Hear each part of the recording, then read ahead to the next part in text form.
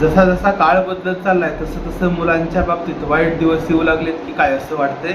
कारण एकतर मुलांचं लग्न जमत नाहीये, मुलींचं संख्या प्रमाण कमी आहे.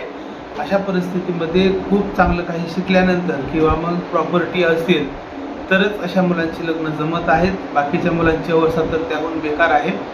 आणि जर लग्न जमलं, लग्न झालं तरीही बायको मग चांगली भेटेल की नाही भेटेल याची कोणतीही गॅरंटी नाही आहे. असंच एक अनुभव लातूरमधल्या एका तलाट्याला आला.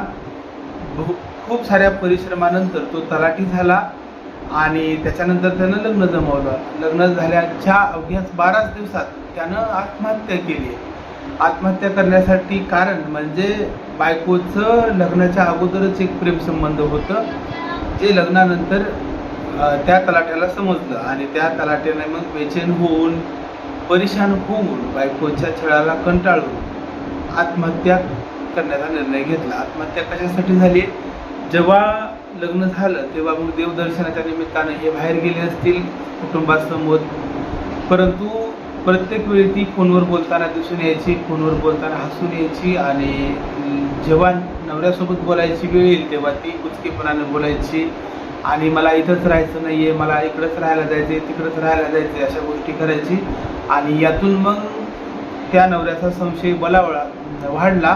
कारण ती नवऱ्यासोबत राहायला लग्न आताशीच झाले आणि तरीही खुश दिसत नसल्यामुळं मग त्याला कुठेतरी शंका आली.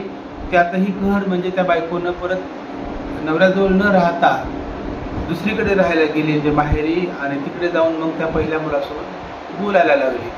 मग याचाच राग आला त्या तलाट्याला आणि त्यानं त्याचं दुःख जे आहे त्याच्या बहिणीजवळ व्यक्त केलं. परंतु तोपर्यंत उशीर झालेला होता. याला गावातले लोक काय म्हणतील, तर कंपनी काय बोलेल, म्हणजे कुठंतरी नाव खराब झाल्याची फिलिंग या व्यक्तीला आली. अशाच परिस्थितीमध्ये बायकोची त्याला एक डायरीसुद्धा सापडली. त्या डायरीमध्ये तिचं अफेअर असल्याचं स्पष्ट होतं. त्याच्यामुळं मग त्यानं आत्महत्या करण्याचा निर्णय घेतला.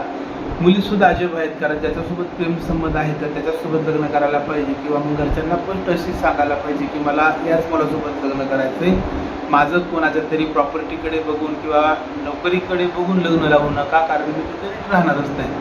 मुली पण स्वतःचं आयुष्य खराब करत असताना दुसऱ्याचं आयुष्य करतात. मुलींचं काय, थोड्या दिवसांनी त्यांचं परत एकदा आयुष्य सुधारतं, सावरतं. कारण मुलं लग्न झालेल्या महिलेला सुद्धा तेवढ्याच प्रेमानं बोलतात, वागतात. परंतु मुलाच्या बाबतीत तसं नाही आहे. एकतर मुलांचं लग्नच होत नाही आहे आणि एकदा लग्न झाल्यानंतर त्याला दुसऱ्या मुली बोलायचा प्रश्नच येत नाही आहे.